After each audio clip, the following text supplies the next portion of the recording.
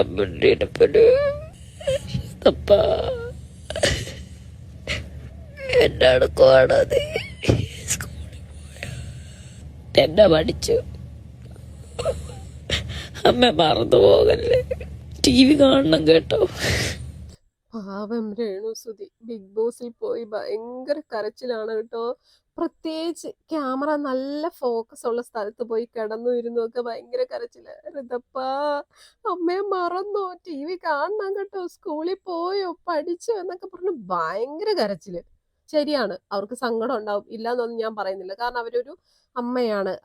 ഋതപ്പന് ഏകദേശം 4-5 വയസ്സേ ഉള്ളു. അപ്പൊ അതുകൊണ്ട് തന്നെ സങ്കടം ഉണ്ടാവും, ഇല്ല എന്ന് പറയുന്നില്ല. പക്ഷെ ഇപ്പൊ രേണുസുതി ബിഗ് ബോസിൽ പോയി കിടന്നിട്ട് ഇമാതിരി കരച്ചിൽ നാടകം കാണിക്കുന്നത് അതൊരു തരം നാടകമാണ്, പട്ടിഷോ എന്ന് പറയേണ്ടി വരും. കാരണം ഈ ബിഗ് ബോസിൽ വരുന്നതിന് മുന്നേ രേണുസുതി ഈ ഷൂട്ടിങ്ങിനും അതിനും ഇതിനും ഒക്കെ ഓരോ സ്ഥലങ്ങളിൽ പോകുമ്പോൾ ഈ പറയുന്ന മക്കളെയോ ആരെയും കൊണ്ടുപോയിരുന്നില്ല. ഒറ്റയ്ക്കാണ് എല്ലായിടത്തും പോയിക്കൊണ്ടിരുന്നത്. രേണുവിന്റെ അമ്മയോ അച്ഛനോ മകനോ ഇളയ മോനോ മൂത്ത മകനോ അല്ല സഹോദരിയോ ആരെയും തന്നെ ഒരു ഷൂട്ടിംഗ് ലൊക്കേഷന് എവിടെയും കൊണ്ടുപോയിട്ടില്ല.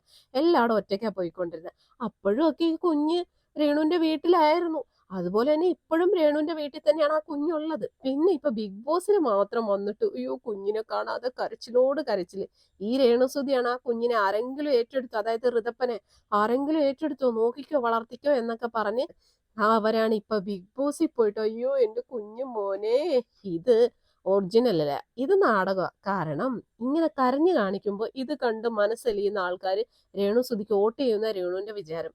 ഇത് കണ്ട് വിശ്വസിക്കുന്നവരുണ്ടാവാം, പക്ഷെ എല്ലാവരും ഇത് കണ്ട് വിശ്വസിക്കത്തില്ല. കാരണം ഏറെക്കുറെ രേണുവിന്റെ സ്വഭാവങ്ങളും കള്ളത്തരങ്ങളൊക്കെ മനസ്സിലാക്കിയവരാണ് കേരളത്തിലെ പകുതി മുക്കാൽ ജനങ്ങളും എന്നാണ് എൻ്റെ ഒരു അഭിപ്രായം.